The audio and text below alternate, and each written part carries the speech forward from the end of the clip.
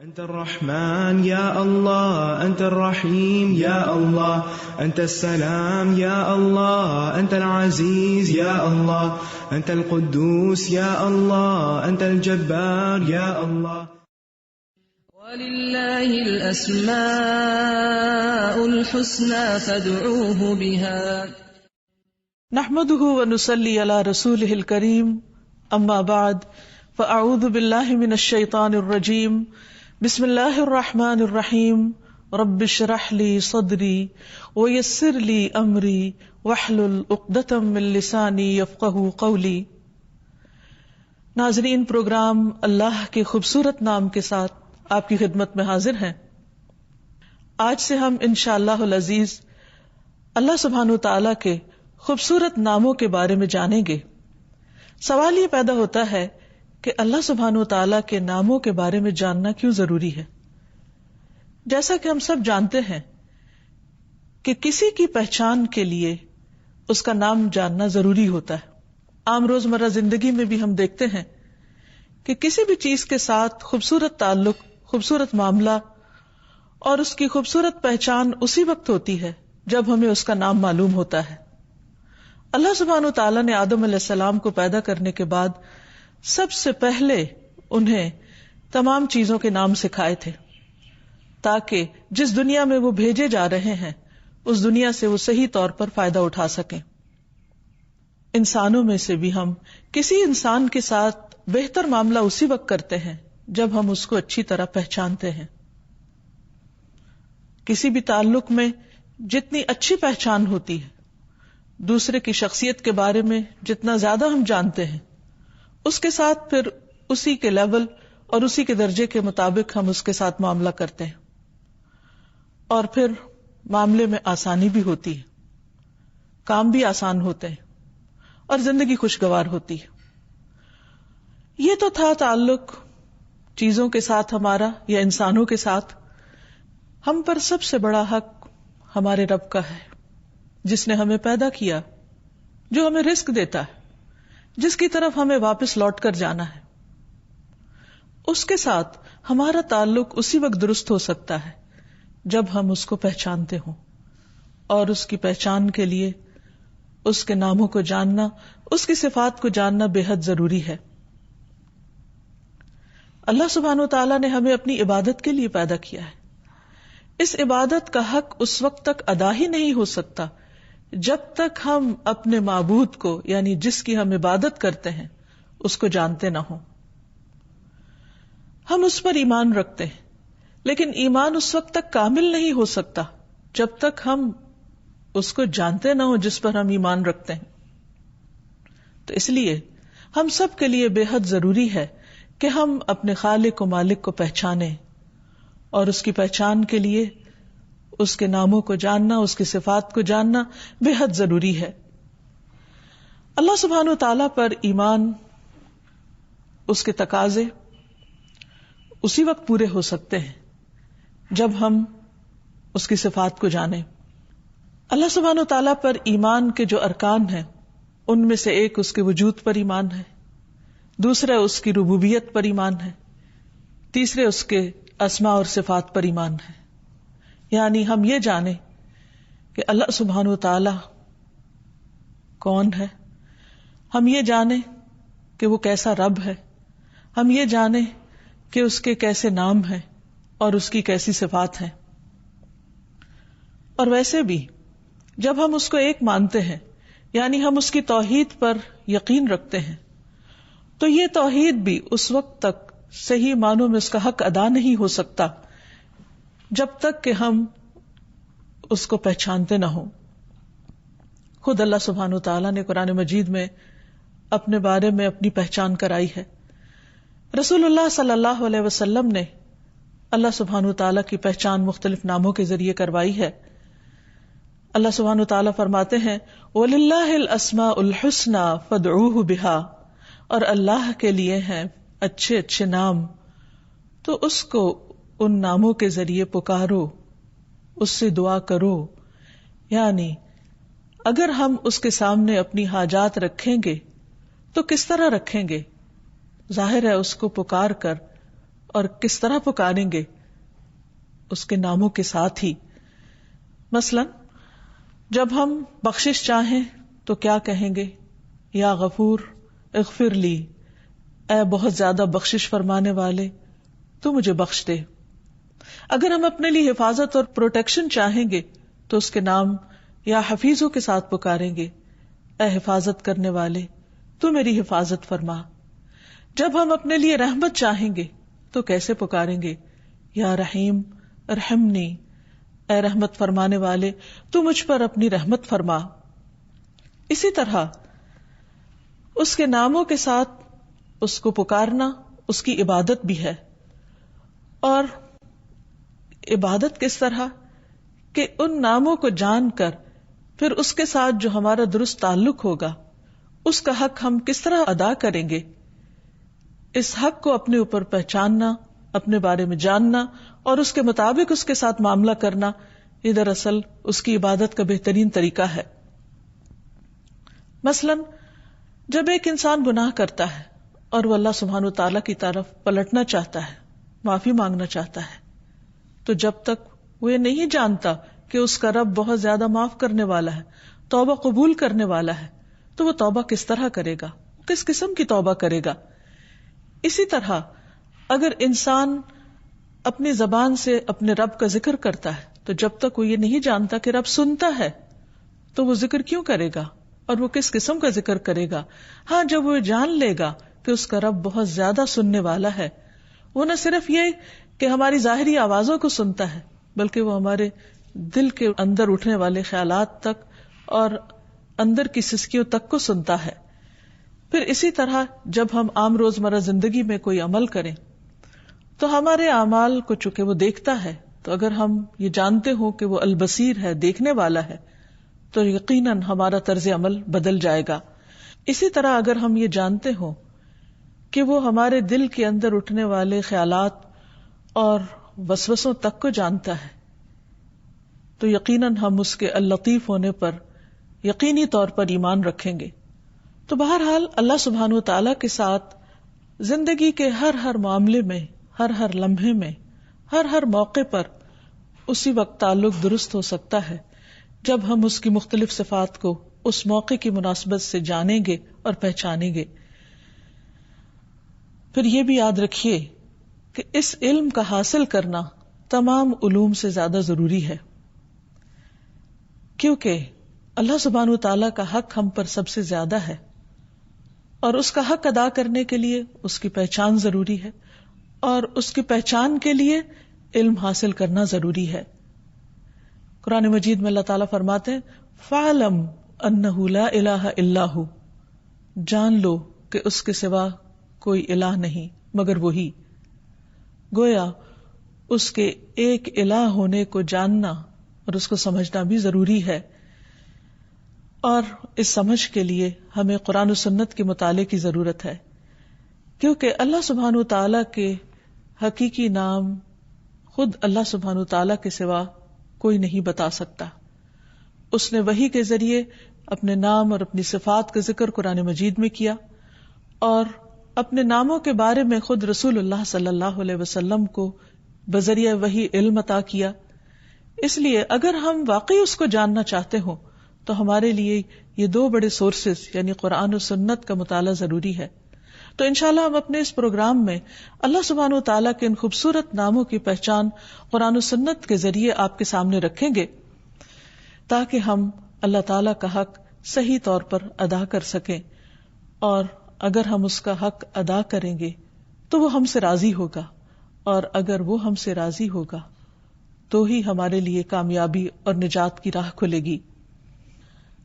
جیسا کہ عرض کیا کہ اللہ سبحانہ تعالیٰ کی وحدانیت کو جاننے کے لیے بھی خود اللہ سبحانہ تعالیٰ ہی کی طرف رجوع کرنا پڑے گا، جس کے بارے میں اللہ سبحانہ تعالیٰ نے خود حکم بھی دیا.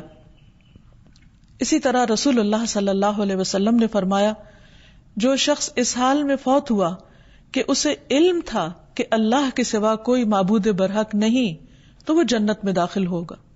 گویا جنت میں داخلے کے لیے بھی ضروری ہے کہ اس کے ایک ہونے کے بارے میں صحیح علم حاصل کیا جائے، اور اگر یہ علم ہوگا تو یقینی طور پر اس علم کے مطابق انسان کا عمل بھی بدلے گا، اور وہ ویسا ہی ہوگا عمل پھر جو رب کو راضی کرنے والا ہوگا.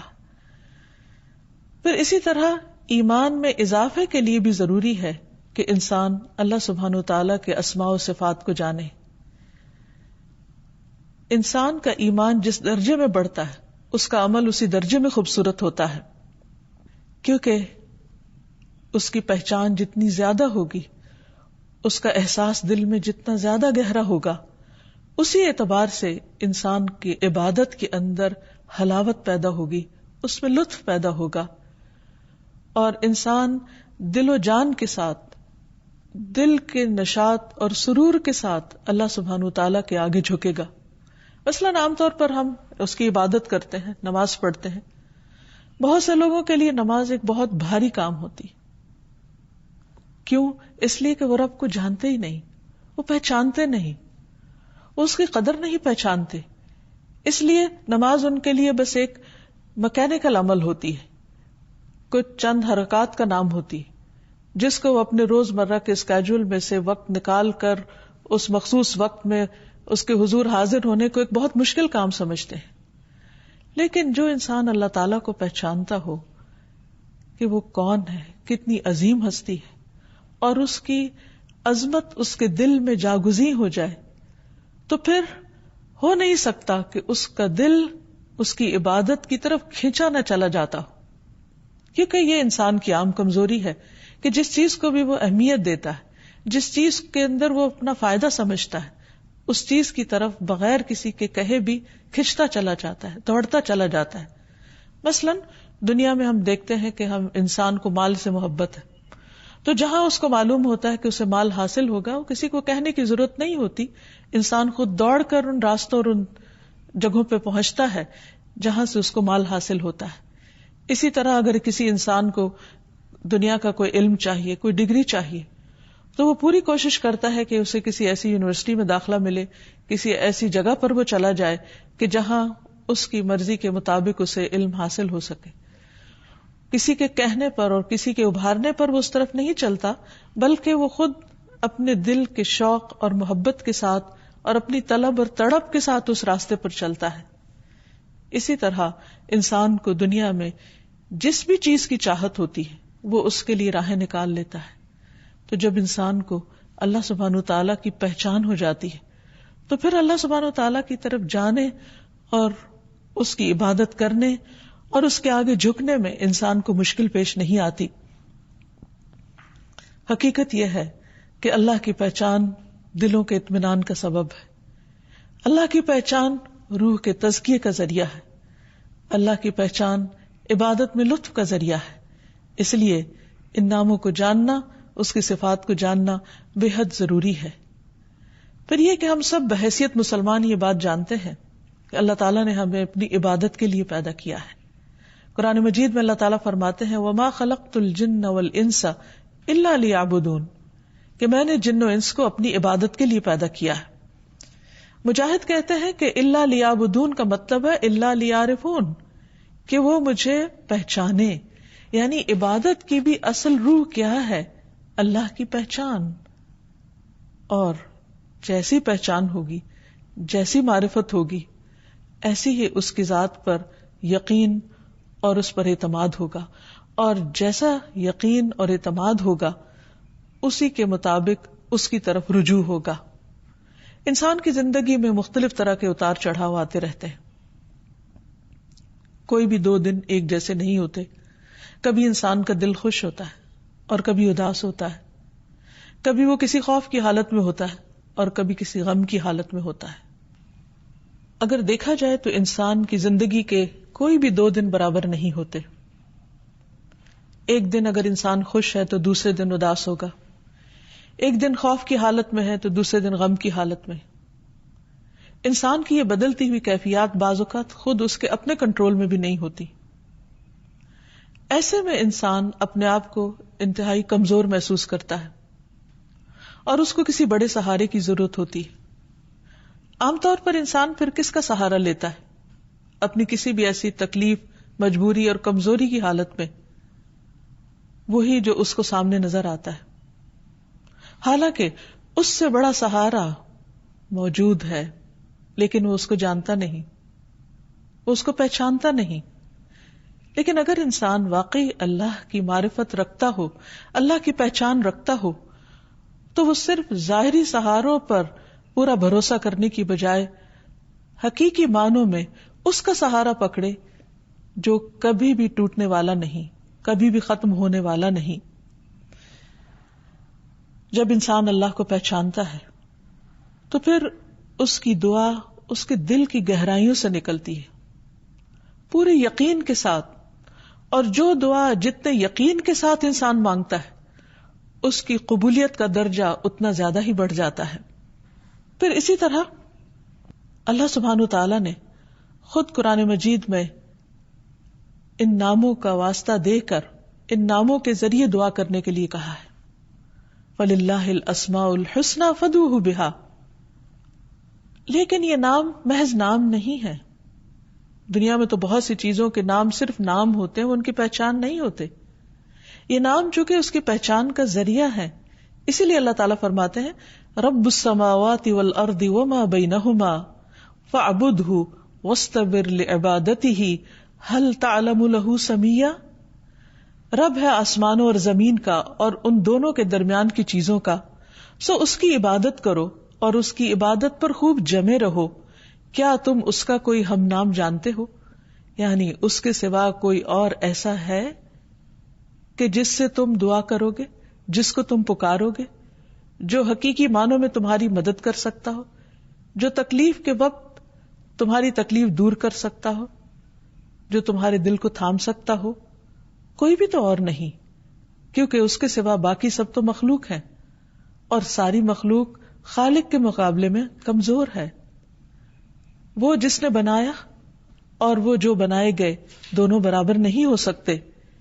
اس لیے انسان جب اللہ تعالیٰ کو پہچانتا ہے تو پھر حقیقی معنوں میں اس سے ٹوٹ کر دعا مانگتا ہے، اور اس طرح وہ اپنے حقیقی مطلوب کو پا لیتا ہے، اور حقیقی معنوں میں پھر اسے اللہ کی مدد بھی حاصل ہوتی ہے، جو انسان کے لیے نہ صرف اس دنیا میں بلکہ اس کی آخرت میں بھی بہت ضروری ہے.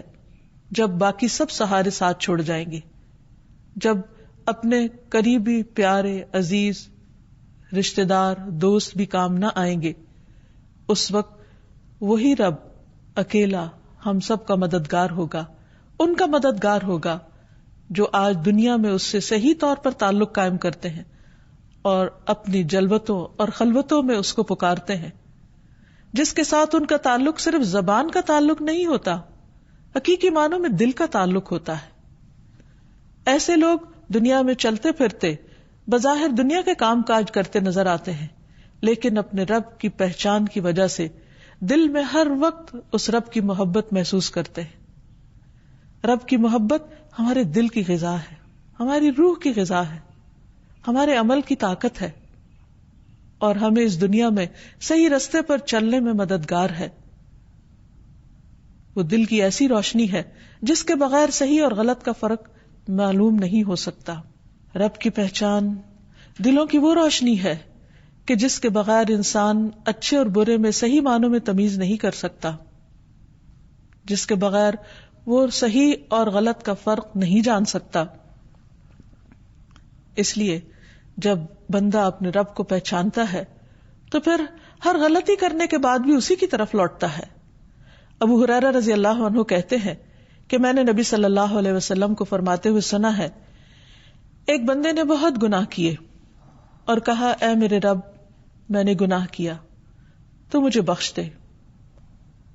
اللہ تعالیٰ فرماتا ہے میرا بندہ جانتا ہے کہ اس کا کوئی رب ہے، میرا بندہ جانتا ہے، اس کو معلوم ہے کہ اس کا کوئی رب ہے جو گناہوں کو معاف کرتا ہے اور گناہ کی وجہ سے سزا بھی دیتا ہے. میں نے اپنے بندے کو بخش دیا. پھر بندہ رکا رہا جتنا اللہ نے چاہا کہ وہ اس گناہ سے رکا رہے، اور پھر اس نے گناہ کر لیا کیونکہ انسان کمزور ہے، پھر واپس وہیں جا گرتا ہے جہاں سے وہ اٹھتا ہے. پھر اس نے عرض کیا اے میرے رب تو مجھے معاف کر دے، میں نے دوبارہ گناہ کر لیا ہے، اے میرے رب مجھے بخش دے. اللہ تعالیٰ فرماتا ہے میرا بندہ جانتا ہے کہ اس کا کوئی رب ہے جو اس کا گناہ معاف کرتا ہے اور اس کے بدلے سزا بھی دیتا ہے. میں نے اپنے بندے کو بخش دیا. پھر وہ بندہ رکا رہا جب تک اللہ نے چاہا، اس گناہ سے رکا رہا اور پھر گناہ کر بیٹھا. پھر بندہ دوبارہ اللہ کے حضور پلٹتا ہے کیونکہ وہ جانتا ہے کہ اس کا کوئی رب ہے جو گناہوں کو معاف بھی کرتا ہے اور گناہوں پر سزا بھی دیتا ہے. پھر وہ رب کو پکارتا ہے، رب اسے پھر بخش دیتا ہے. اللہ تعالیٰ فرماتا ہے میرا بندہ جانتا ہے اس کا رب ہے جو معاف کرتا ہے اور سزا بھی دیتا ہے. میں نے اپنے بندے کو 3 بار معاف کیا، بس اب جو چاہے عمل کرے. یعنی جتنی بار بھی وہ گناہ کرے گا، اگر وہ مجھے پہچان کر میری طرف پلٹے گا اور حقیقی معنوں میں شرمندگی کے ساتھ مجھ سے معافی مانگے گا، یہ جانتے ہوئے کہ میں معاف کر سکتا ہوں، تو میں اس کو معاف کر دوں گا. اور اس کے بغیر چارہ بھی نہیں. یہ ہو نہیں سکتا کہ ہم بار بار غلطی نہ کریں، اور اگر ہم یہ نہ جانتے ہوں کہ ہمارا رب بار بار معاف کر سکتا ہے تو پھر انسان مایوس ہو جائے گا. اور اگر انسان مایوس ہو جائے تو پھر زندگی میں وہ آگے نہیں بڑھ سکتا، وہ ترقی نہیں کر سکتا. تو اس لیے بندے کے لیے یہ جاننا بہت ضروری ہے، اس دنیا اور آخرت کی بھلائی اور کامیابی، فلاح اور نجات کے لیے، کہ وہ اپنے رب کے اس صفت کو جانتا ہو کہ واقعی وہ بخشنے والا ہے. پھر اسی طرح جو شخص ان ناموں کو جان لے اس کے لیے جنت کی خوشخبری ہے. رسول اللہ صلی اللہ علیہ وسلم نے فرمایا اللہ تعالیٰ کے 99 نام ہیں، 1 کم 100. جو شخص ان سب کو محفوظ رکھے گا وہ جنت میں داخل ہوگا. اللہ سبحانہ تعالیٰ کے ناموں کو جاننے اور اس کی پہچان کے بارے میں یہ بھی یاد رکھیے کہ ان ناموں کی پہچان صرف دنیا کی کامیابی کا ذریعہ ہی نہیں بلکہ آخرت میں جنت کے حصول کا ذریعہ بھی ہے، جس سے بڑی کوئی کامیابی ہے ہی نہیں. رسول اللہ صلی اللہ علیہ وسلم نے ارشاد فرمایا اللہ تعالیٰ کے 99 نام ہیں، یعنی 1 کم 100. جو شخص ان سب کو محفوظ رکھے گا وہ جنت میں داخل ہوگا. یہ صحیح بخاری کی روایت ہے. اسی طرح صحیح مسلم کی روایت ہے، اس میں ابو ہریرہ ہی روایت کرتے ہیں کہ رسول اللہ صلی اللہ علیہ وسلم نے فرمایا اللہ تعالیٰ کے 99 نام ہیں، جس نے انہیں محفوظ کیا وہ جنت میں داخل ہوگا. اور بلا شبہ اللہ وتر ہے اور وتر کو پسند کرتا ہے. اس کا کیا مطلب ہے؟ من احصاها دخل الجنہ، جس نے ان ناموں کو شمار کیا وہ جنت میں داخل ہوگا. یعنی ان ناموں کا احاطہ کرنے کی کوشش کی، ان ناموں کے معنی کو جانا، ان کے تقاضے کے مطابق عمل کیا، اور پھر ان کی بنا پر اپنے رب، اپنے خالق و مالک کے ساتھ اپنے تعلق کو درست کیا، اور ان ناموں کے تقاضے کے مطابق اپنے اعمال کو تبدیل کیا، تو ایسا شخص اللہ سبحانہ تعالیٰ کی رحمت کا مستحق ہوگا. ابن القیم رحمہ اللہ کہتے ہیں کہ اللہ کے اسماء کو گن کر محفوظ رکھنے کے کچھ مرتبے ہیں، کچھ درجے ہیں. بندہ جب ان ناموں کو یاد کر لیتا ہے تو جنت میں داخل ہو جاتا ہے. یاد کرنے سے مراد صرف زبانی میمورائز کرنا ہی نہیں، بلکہ ابن القیم کے مطابق پہلا مرتبہ ہے ان کے الفاظ کو گننا اور شمار کرنا، دوسرا مرتبہ ہے ان کے معنی اور مفہوم کو جاننا، تیسرا مرتبہ ہے ان کے ساتھ دعا مانگنا، کیونکہ اللہ سبحانہ وتعالیٰ نے فرمایا وَلِلَّهِ الْأَسْمَاءُ الْحُسْنَى فَادْعُوهُ بِهَا، اور اللہ ہی کے لیے ہیں اچھے اچھے نام، پس تم اس کو ان ناموں کے ساتھ پکارو. اور اللہ کے ناموں کے ساتھ دعا مانگنے کے 2 مرتبے ہیں. نمبر 1 دعاء العبادہ، تعریف اور عبادت کی دعا، اور نمبر 2 دعاء المسئلہ، طلب اور مانگنے کی دعا. تو گویا اللہ تعالیٰ کی تعریف نہیں کی جا سکتی مگر اللہ سبحانہ وتعالیٰ کے خوبصورت ناموں کے ذریعے اور اس کی بہترین صفات کے ذریعے. یعنی اگر ہم اللہ تعالیٰ کی عبادت کرنا چاہیں، اللہ تعالیٰ کی حمد و ثنا کرنا چاہیں، اللہ تعالیٰ کا شکر ادا کرنا چاہیں، اللہ تعالیٰ سے اپنی محبت کا اظہار کرنا چاہیں، تو اس کے لیے ضروری ہے کہ ہم اس کو اس کے پیارے پیارے ناموں کے ساتھ پکاریں، وہ نام جو خود اس نے ہمیں بتا دیے، کیونکہ اس سے زیادہ خود اس کے بارے میں اور کون جان سکتا ہے؟ کوئی اور ہمیں اس کے بارے میں کیا بتا سکتا ہے سوائے اس کے جو خود اس نے اپنی پہچان ہمیں کرا دی. لہذا جب ہم اللہ سبحانہ و تعالیٰ کے ان ناموں کا ذکر کریں گے، ورد کریں گے، ان کے ساتھ اس کو پکاریں گے، تو گویا یہ ایک عبادت کی حالت ہوگی. اور پھر اگر ہم اس سے کچھ مانگیں گے تو وہ ہمیں عطا کرے گا، کیونکہ یہ اس کا اپنا فرمان ہے کہ تم ان کے ساتھ اس کو پکارو. اور یہاں یہ بات بھی پھر یاد رہے کہ یہ نام خود اس نے ہمیں بتائے، لہذا ان ناموں کی مناسبت کے ساتھ اپنی حاجات پیش کرنا، اس سے سوال کرنا، اس سے دعا مانگنا اس کو پسند ہے. ویسے بھی دعا کرنا ایک عبادت ہے، اور اللہ سبحانہ و تعالیٰ اس بندے سے خوش ہوتا ہے، اس سے راضی ہوتا ہے جو اپنی ہر چھوٹی بڑی ضرورت میں اللہ سبحانہ و تعالیٰ کی طرف رجوع کرتا ہے. اور اس میں بندے کے لیے عین سعادت ہے، خوش قسمتی ہے کہ اللہ نے اپنے بندوں کو اپنا ہی محتاج کیا، جو ان کا حقیقی مالک ہے اور ان کو سب کچھ دینے پر قادر ہے. انہیں دوسری مخلوقات کے تابع نہیں کیا. باقی مخلوقات درخت ہوں یا پتھر ہوں، زمین ہو یا آسمان ہو، ستارے ہوں یا چاند ہوں، یہ سب تو انسان کی خدمت میں لگے ہوئے ہیں. یہ انسان کے الہ ہو نہیں سکتے، انسان کے معبود ہو نہیں سکتے. اور حقیقی معبود وہی ہے جو ان سب کا خالق ہے، اور وہی ہم سے چاہتا ہے کہ ہم باقی تمام چیزوں کی غلامی سے آزاد ہو کر صرف اس کے غلام بن جائیں، صرف اس کے بندے بن جائیں. تعریف بھی کریں تو اس کی، شکر ادا کریں تو اسی کا، مانگیں تو اسی سے، اور گناہ کر لیں تو پلٹیں بھی اسی کی طرف جو شرمندہ نہیں کرتا، جو پکارتا ہے کہ اے دن کے گناہگار تو رات کو لوٹا، میں تجھے معاف کر دوں گا، اور اے رات کے گناہگار تو دن کو پلٹا، میں تجھے معاف کر دوں گا. اگر تیرے گناہ آسمان کے کناروں تک پہنچ جائیں تو میں اتنی ہی مغفرت کے ساتھ تجھے ملوں گا اور میں تجھے معاف کر دوں گا. وہ ہمارا اپنا رب ہے، وہ تمام بندوں اور تمام مخلوق سے زیادہ ہم سے محبت کرنے والا ہے. ہماری نجات اسی کے دامن میں ہے، اسی کی طرف رجوع کرنے میں ہے. لہذا یہ نام جہاں عبادت کا ذریعہ ہے، وہاں مانگنے کا ذریعہ ہے، دعا کا ذریعہ ہے. لہذا اس سے مانگتے رہنا چاہیے. اور پھر اس معاملے میں ایک احتیاط بھی ضروری ہے، اور وہ یہ کہ اللہ سبحانہ و تعالیٰ کو صرف وہی نام دیے جائیں گے جو اس نے خود ہمیں بتائے. ہم اپنی طرف سے اس کا کوئی نام نہیں رکھ سکتے، اور نہ ہی ہمیں اس کی اجازت ہے کہ ہم اس کے ناموں میں الحاد کریں، درست راستے سے ہٹیں. یعنی جو نام اللہ سبحانہ تعالیٰ نے یا اللہ سبحانہ تعالیٰ نے اپنے حبیب محمد صلی اللہ علیہ وسلم کے ذریعے ہمیں بتائے ہیں، اس کے علاوہ ہم اپنی طرف سے اس کا کوئی نام نہیں رکھ سکتے. مثلاً ہم یہ جانتے ہیں کہ اللہ سبحانہ تعالیٰ شفا دیتے، لیکن ہم اللہ سبحانہ تعالیٰ کا نام ڈاکٹر نہیں رکھ سکتے، وہ نام انسانوں کے لیے. تو وہ نام جو عام طور پر ہم نے انسانوں کے لیے رکھے ہیں یا انسانوں کی جو صفات ہیں، وہ اللہ سبحانہ تعالیٰ کو زیبا نہیں ہے. اس لیے اس معاملے میں بہت احتیاط کی بھی ضرورت ہے، اور ہمیں اس معاملے میں کتاب و سنت سے آگے نہیں بڑھنا. اور پھر اللہ سبحانہ تعالیٰ کو مخلوق سے تشبیہ نہیں دینی، کیونکہ اللہ سبحانہ تعالیٰ ان سب سے اعلیٰ و افضل ہے.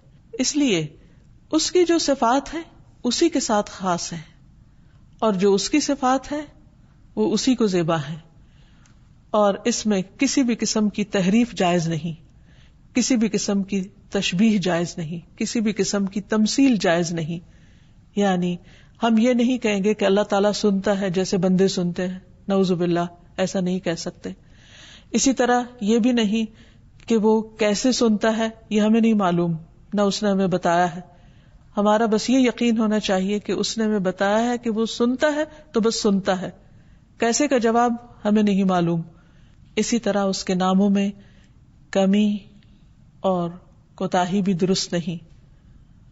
ہمارا ایمان ہے اس پر، وہ ویسا ہی ہے جیسا اس نے ہمیں بتایا ہے کہ وہ ہے.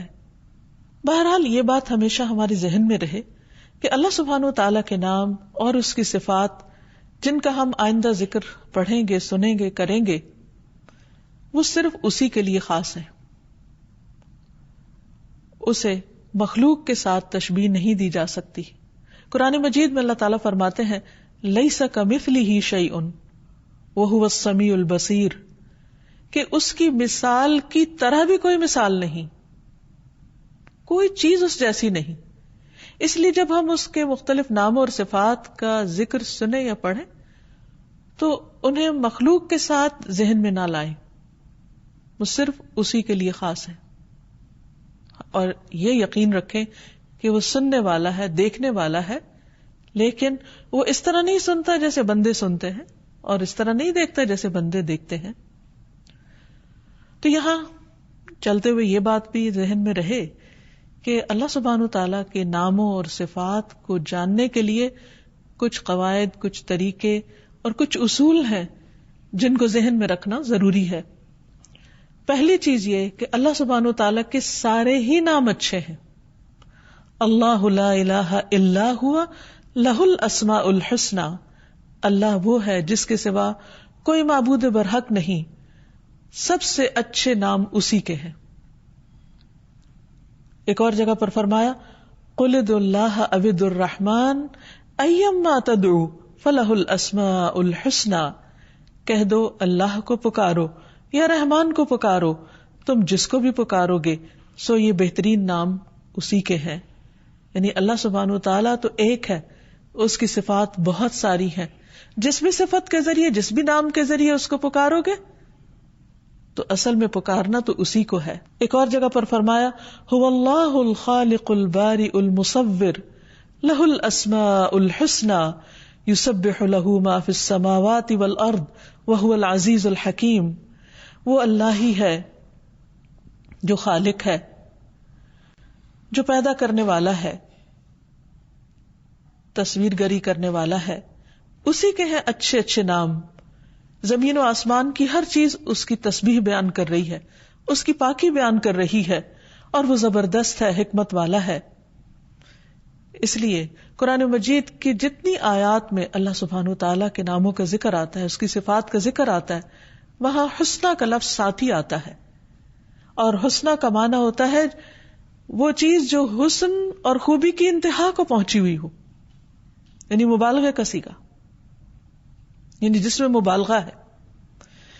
تو اللہ تعالیٰ کے یہ نام صرف نام نہیں بلکہ اس کی صفات ہے، اور اس کی یہ صفات کمال کی، ان میں کمال بھی ہے، ان میں جمال بھی ہے، ان میں جلال بھی ہے.